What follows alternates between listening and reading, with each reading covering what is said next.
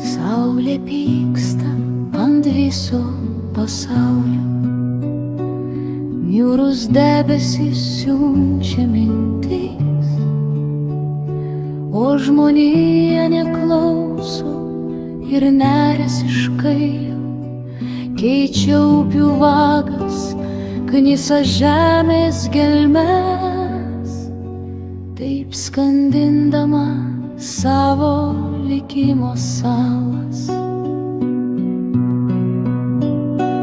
Astrologų prognozės, horoskopų ženklai, viso šito nenori girdėt mūsų protai.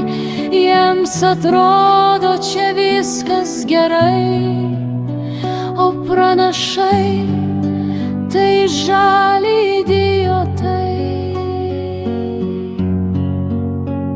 Saulė nors šypsos, bet duoda suprast, kad pro debesis dūmų sunku kelio atrast, priartėt, apkabint ir sušildyt žalias medžių šakas, gėlinus laukus, kad čiurlentų beliai, sklistų oras gaivus ir laimingai gyventų žmogus.